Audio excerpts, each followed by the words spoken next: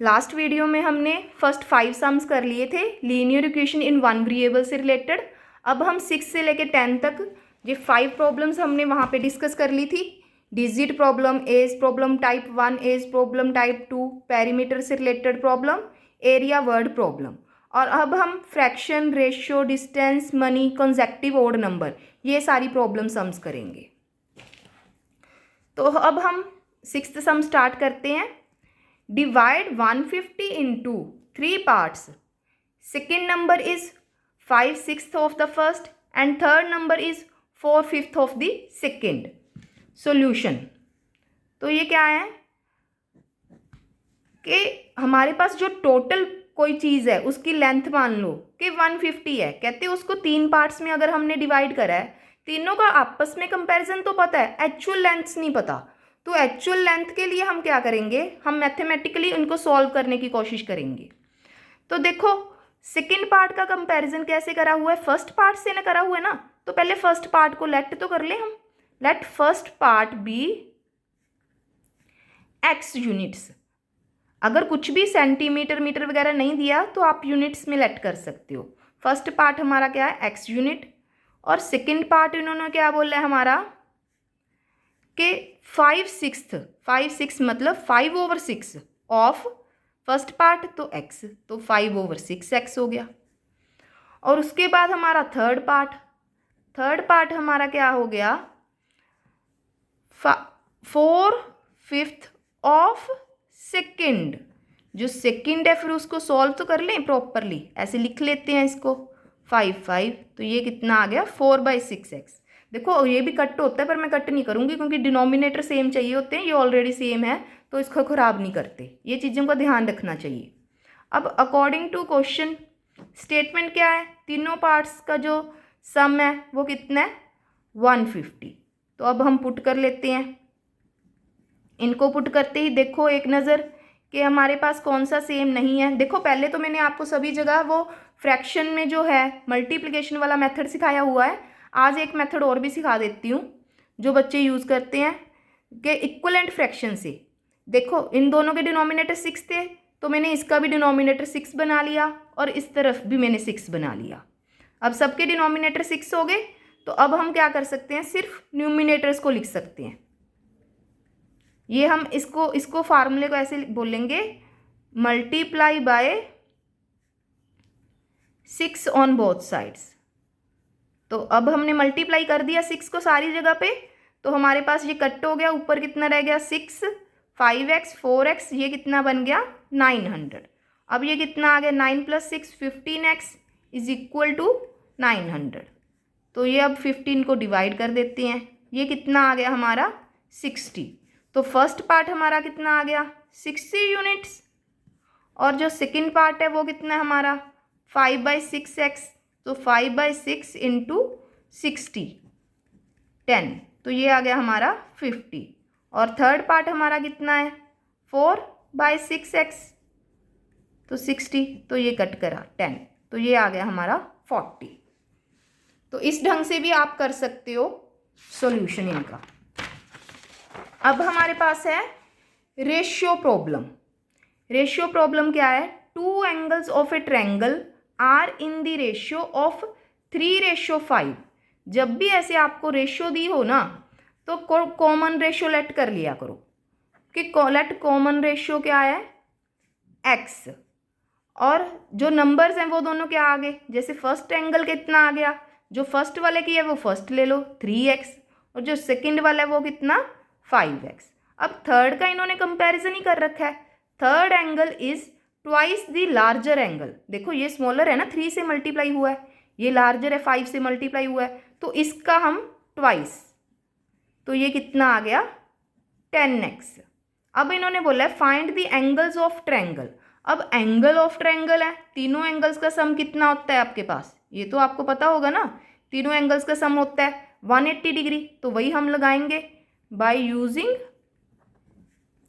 Angle sum property. किसकी, of triangle. Sum of all 3 angles is equal to 180 degree. तो x + 3x plus 5x plus x।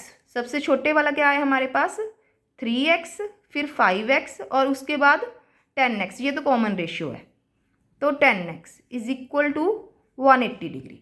तीनों angles का sum हमारे पास क्या ले लिया 180। ये सबसे बड़ा है, ये फिर फर्स्ट वाला, ये सेकंड वाला, तीनों को ऐड करा हमारे पास कितना आ गया 18x इज इक्वल टू 180। तो x कितना आ गया 180 डिवाइडेड बाय 18, तो x कितना आ गया 10 डिग्री। अब फर्स्ट की वैल्यू पुट कर देते हैं 3 इंटू 10 डिग्री 30 डिग्री, और सेकंड की वैल्यू पुट कर देते हैं 5 इंटू 10 डिग्री 50 डिग्री, और थर्ड की वैल्यू 10 इंटू 10 डिग्री तो 100 डिग्री। जो वैल्यूज़ हैं हम उनको पुट कर दिए हैं। देखो यहाँ पे इसको सही ऑर्डर में नहीं लिखा, पर एडिशन में कॉम्यूटेटिव प्रॉपर्टी होती है कि टर्म्स को उल्ट लिख सकते हैं, पर अगर इस यहाँ पे फ्रैक्शन वगैरह होती तो आप ऐसे किसी भी ऑर्डर में नहीं लिख सकते। तो इस चीज़ों का ध्यान रखना है आपने। एडिशन में हम ऑर्डर डिफरेंट हो जाए तो कोई दिक्कत नहीं है। अब ये देखो हमने चेक करना है, तो चेक कर सकते हैं। चेक कैसे, तीनों एंगल्स का सम कितना आना चाहिए हमारा 180, दैट्स इट। तो ये चेकिंग भी सही है हमारी। नेक्स्ट क्वेश्चन है हमारा स्पीड से रिलेटेड, स्पीड, टाइम, डिस्टेंस। इसके बेसिक फार्मूले सबको नॉलेज है, तो चलो मैं एक बार बता देती हूँ। जो डिस्टेंस है वो किसके बराबर होता है स्पीड इंटू टाइम। एस किसको डिनोट करता है स्पीड को, टी किसको डिनोट करता है टाइम को। A student goes to school from his house at a speed of 4 kilometre per hour, मतलब 4 किलोमीटर 1 घंटे में, and returns at a speed of 3 kilometre per hour. 3 kilometre travel हो जाता है 1 घंटे में। If he takes 7 hours in total, मतलब कि जाने और आने में उसको 7 घंटे का टाइम ले रहा है। Find the distance between his house and school. उसके स्कूल और जो वापिस आने का टाइम है उस पर कितना टाइम लगा वो हमें बताना है। सॉल्यूशन पहले लेट कर लेते हैं हम। देखो हमने जो चीज़ फाइंड आउट करनी है ना हम उसी को लेट कर लेते हैं। लेट डिस्टेंस भी x किलोमीटर। तो अब हमारे पास जो टाइम का फार्मूला है हम वो लगाएंगे। देखो दोनों टाइम्स को अगर हम जाने का, जैसे जो टाइम गोइंग का है प्लस टाइम रिटर्निंग का है, दोनों को मिला के कितना टाइम है 7 आवर्स।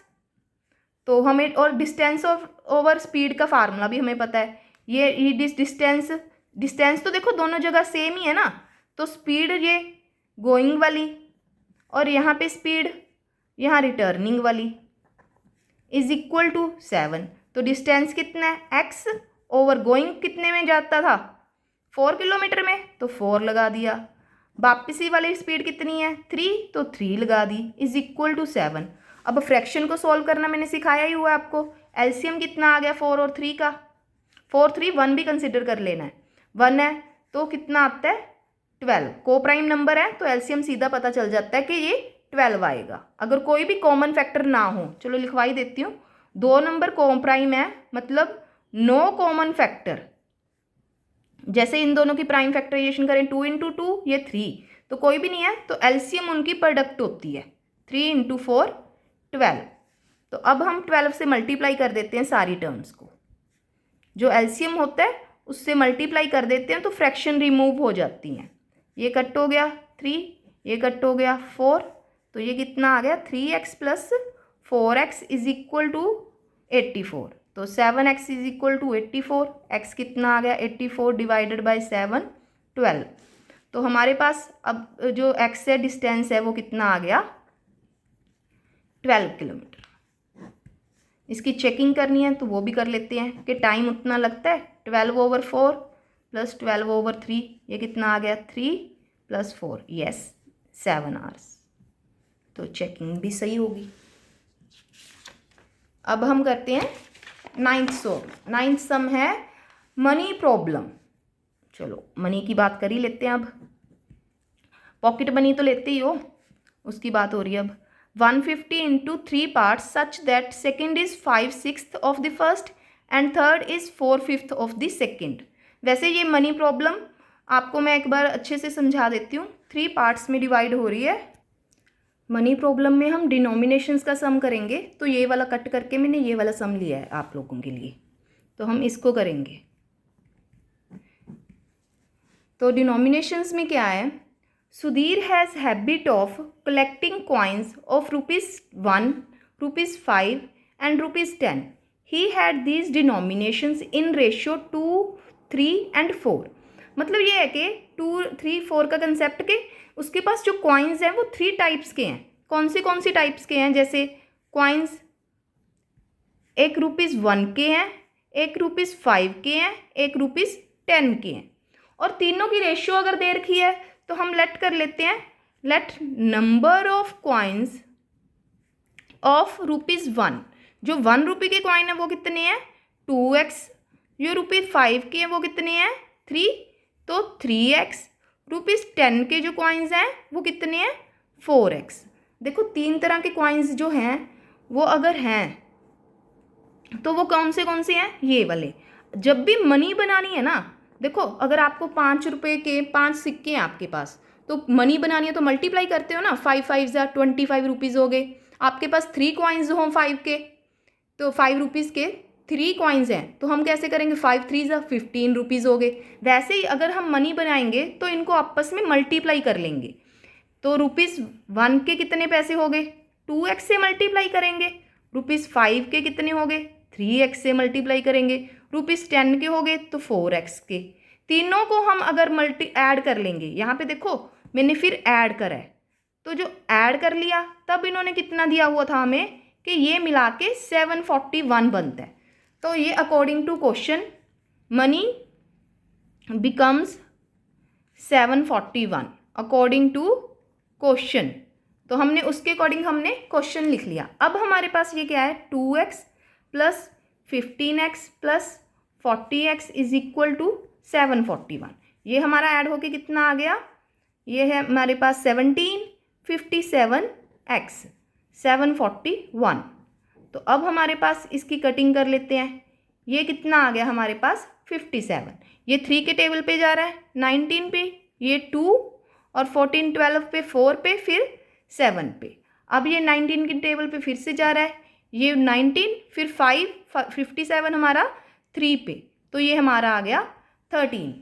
तो अब हमारे पास जो नंबर ऑफ कॉइन्स हैं ₹1 के वो कितने आ गए, 2 इंटू एक्स, तो 2 इंटू 13 कितना आ गया 26। फिर ₹5 वाले 3x, तो 3x की वैल्यू हमारे पास 13 है 39। और ₹10 के कितने हैं 4x, तो x की वैल्यू 13 52 है। और तीनों को ऐड करके हमारे पास कितना बन गया वो भी देख लेते हैं हम। तीनों को ऐड करके पर मल्टीप्लिकेशन करनी पड़ेगी हमें। इसको हम 1 से करेंगे, सेम ही है। इसको हम 2 से करेंगे, इसको हम कितने हैं ये पैसे हमारे 10। तो अब हमारे पास ये कितने कितने बन गए, 26 प्लस 78 प्लस 520। तो ये हमारे पास कितने रुपए हैं, 78 प्लस 26 86 39 वाले हमारे कितने हैं ₹5 के। तो ये कितना आ गया, 9 5 जा 45, 5 3 जा 15 प्लस 4 19। तो अब इन तीनों को ऐड करके हमारा कितना आ गया, 6 प्लस 5 11, 9 प्लस 4 14। तो एक हमने कैरी ओवर भी ऐड करा है ना, तो ये कितना आ गया 741। This is the right answer. Verification इसकी कर लिया करो एक बार, ये पेपर के लिए ज़रूरी नहीं है, पर अगर चेक करा हो आपका आंसर तो आपको पता चल जाता है कि आपका आंसर है जो सारा सही निकला है।